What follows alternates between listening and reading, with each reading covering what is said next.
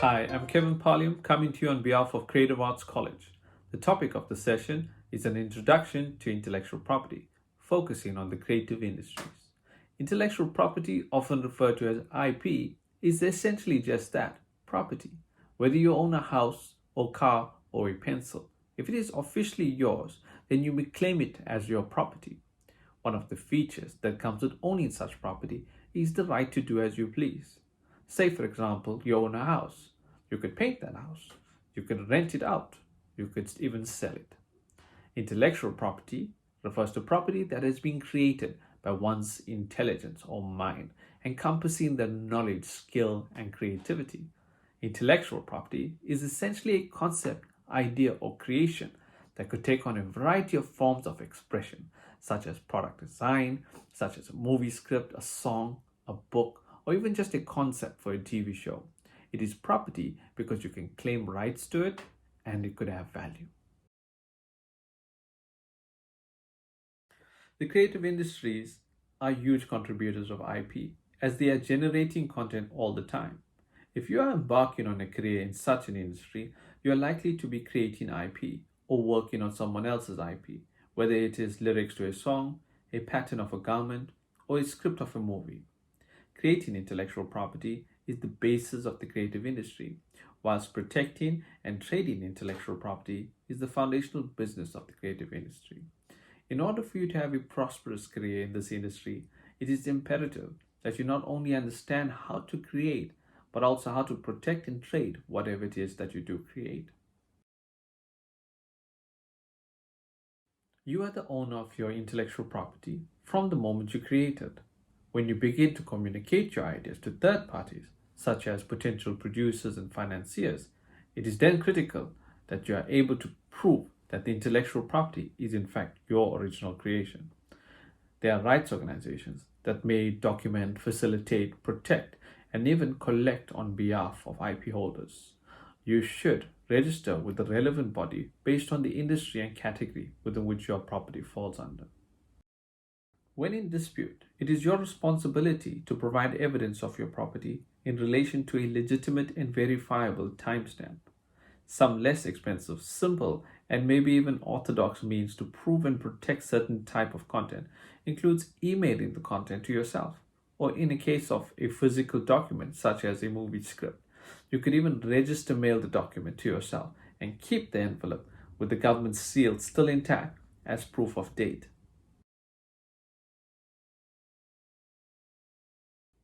Four types of intellectual property are trade secrets. Trade secrets protect secret information, such as a recipe, a formula, or an invention. Number two, trademarks. Trademarks protects the brand of a product or company. Number three, patents. Patents protect features of an invention, such as a specific functionality. Four, copyright. Copyright protects works of authorship.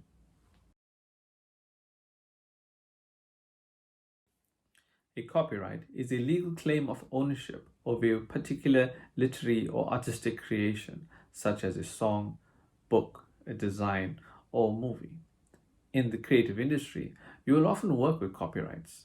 The moment you transfer your thought, concept, or creation into a tangible format of expression, you have a copyright.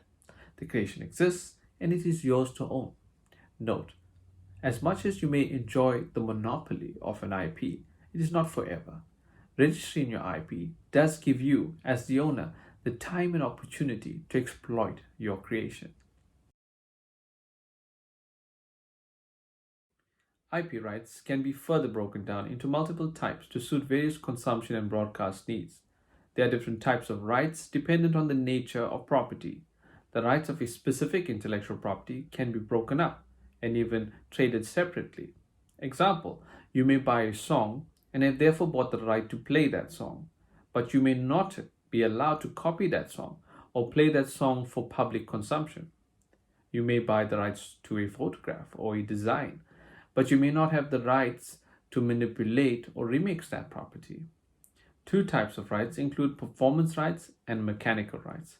Performance right relates to rights associated with playing or showcasing of a content. Mechanical rights is associated with duplicating or copying of the content. IP rights could even be traded in pieces, whereby one might sell a portion of their IP content, such as the chorus of a song and not the entire song, or sell a beat or a rhythm of a song as separates for a remix or an alternative production. Protecting your intellectual property from unlawful use is certainly a huge task, especially online. The internet, as a platform, is a brilliant tool to showcase your creations to the world. However, it gets much more difficult to control. If authors wish to share their work but maintain some level of control, at minimum get credit for their creation, they may apply a Creative Commons license to their works. Creative Commons is a non-profit organization that has put together a set of rights that an author or creator could apply to one's work to allow others to engage with their content under specific circumstances. Creative Commons license agreement is represented by a set of icons and codes which represent certain rights, and these are: under the attribution right, licensees may copy, distribute, display, and perform the work and make derivative works and remixes based on it only if they give the author or creator the credits due. Under the non-commercial right, licensees may copy, distribute, display, and perform the work and make derivative works and remixes based on it for non-commercial purposes. No derivative works. Under this license, licensees may copy, distribute, display, and perform only verbatim copies of the work. So exactly as the creator created it, no derivatives, no remixes. Under the share alike right, a licensee may distribute derivative works only under a license identical to the license that governs the original work. So, for example, if the original author intended for the work to have non-commercial right, then it must remain so. One could also use the public domain icon, which is used to highlight free content, which could be globally used without restriction. The author may select a set of Creative Commons icons to represent the rights that he wishes to attach to his creation. This licensing method is growing rapidly online as more authors see the value in getting their work out to the farthest reaches of the net and to capitalize on the possibility of their content going viral, so to speak. This popularity may indirectly create opportunities for the creator due to the creator not over restricting their work. Selling of IP.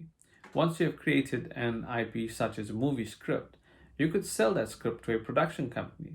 You may have various types of deals, such as getting paid a set amount upfront, or perhaps earn a share of the profits, or even both, an amount upfront and a percentage of the box office takings. Leasing of IP. If you have produced IP such as a movie, you could give rights for that movie to be utilized by a broadcaster, such as a TV station, or an exhibitor, such as a cinema, over a period of time, without actually letting go of the ownership rights of that product. This is known as a licensing agreement because you, the owner, have given the licensee the right to use the product over a certain period and geographical area in a certain way. Collecting for IP. Collection agencies exist in each country that could collect royalties, which are payments incurred for the performance and copying of your creation, such as a song.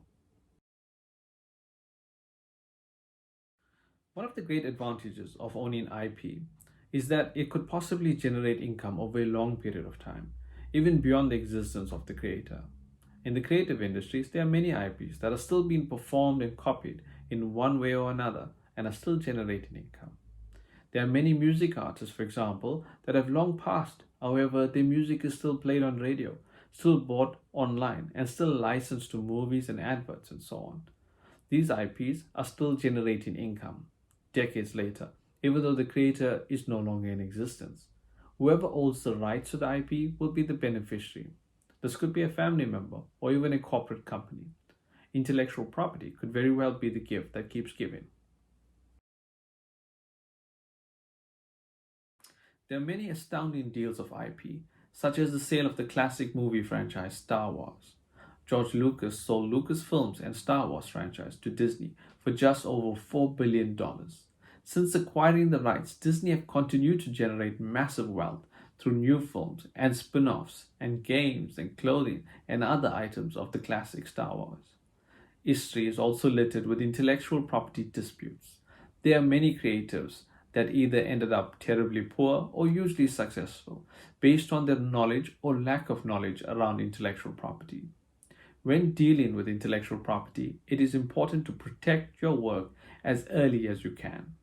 If you have to shop your IP around at its developmental stage, ensure that you get a signed disclaimer if possible, or at least be able to prove that that is in fact your work.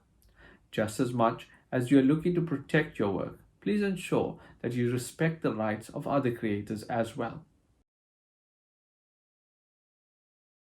Think of about 3 to 5 potential intellectual property concepts or creations that you've already or may develop in the future based on your career path. Number 2, think about how you could protect each of these IPs. And number 3, think about how you could exploit your IPs to generate the best possible return income. I hope you found this introduction to intellectual property useful. On behalf of Creative Arts College, thank you for watching. Goodbye.